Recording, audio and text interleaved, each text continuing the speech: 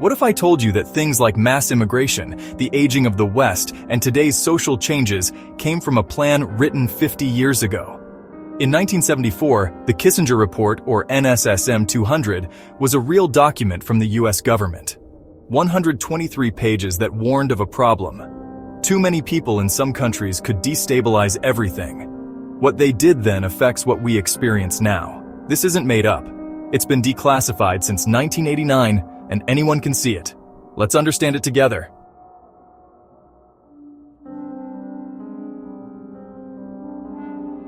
In 1974, during the Cold War, Henry Kissinger was worried. The NSSM 200 said that population growth in 13 countries, India, Nigeria, Mexico, Egypt, and others, could be a big problem. On page 14, it says, these countries are going to put a lot of pressure on resources.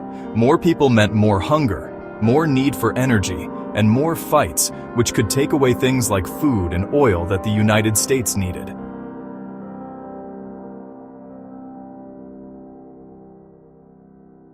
So they came up with a plan, bring family planning, birth control, and sex education to those places, calling it aid. But they also noticed something else. Page 83. If women study for one more year, they have 5 to 10% fewer children. They wanted women to have fewer kids and start families later. This didn't stay there. Something similar happened in the West. Women started working more, having kids later, and families became smaller. Today, countries like Spain or Japan have less than 1.4 children per woman. Was it a coincidence or part of the same game?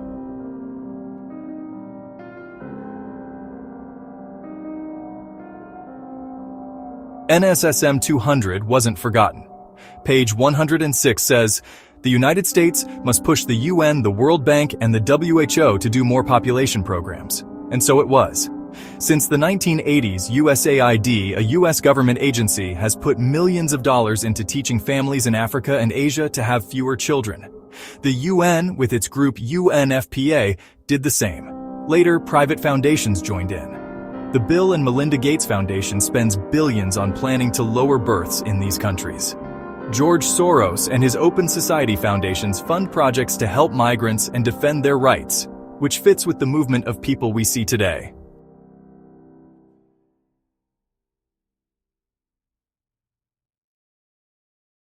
Nobody's saying there's a secret plan, but the facts are clear.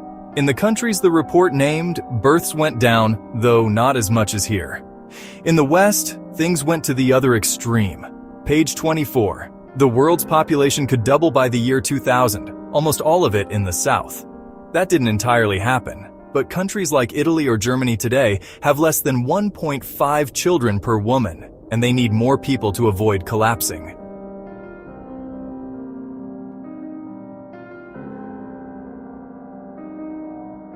So they open the doors. Page 66 states, many young people can bring problems and rejection to the West. Today, these young people come north looking for jobs and a better life. USAID helped with projects over there that didn't always work out, and Open Society pays for them to get here safely. It's a cycle that started decades ago.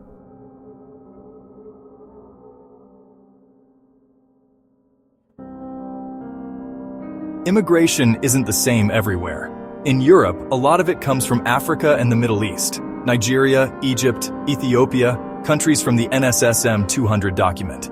These folks have more kids than Europeans, who are having fewer and getting older. In places like Malmö, Sweden, or Molenbeek, Belgium, the streets are filling up with new faces and traditions are being lost. Eurostat says that children of immigrant families are already more numerous than those of native-born families in some places. This makes people talk about how to live together and what happened to the way things used to be.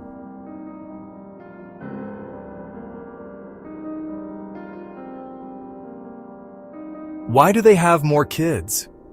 The NSSM 200 plan didn't work the same way in traditionally Islamic countries like Egypt or Nigeria.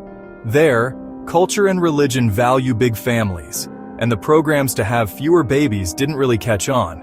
On page 88, it says, cultural factors can slow down family planning efforts. So when they come to Europe, they bring that custom of having more children, while the natives are having fewer and fewer.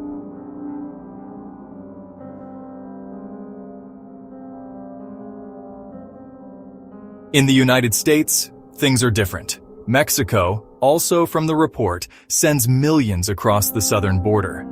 They share a language and religion with many Americans, but so many arrive that problems arise with some jobs and discussions about the country's unity. Page 67 warns, young people may turn against the West. Today it's not a fight, it's the economy, but it still changes how we live.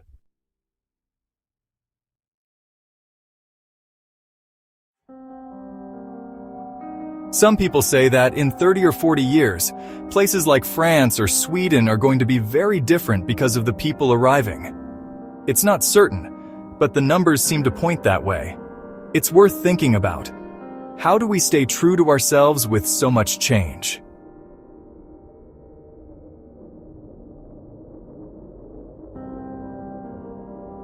National Security Study Memorandum. 200 wasn't just about helping people.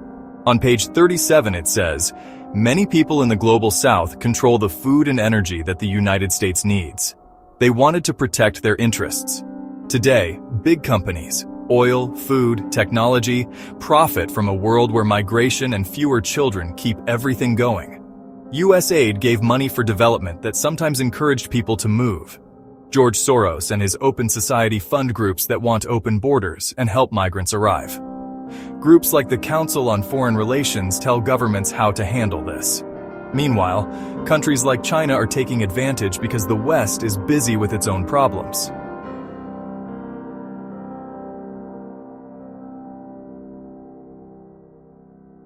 We don't have to imagine strange things. This happens in plain sight. The rich and powerful always find a way to come out on top. The question is if we can do anything about it.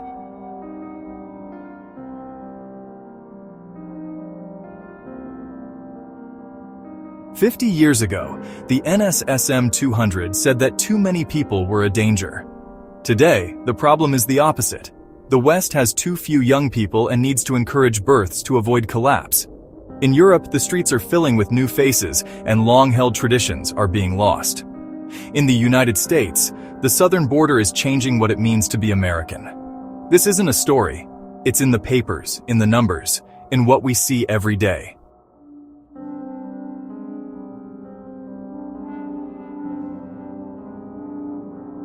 Can we do anything?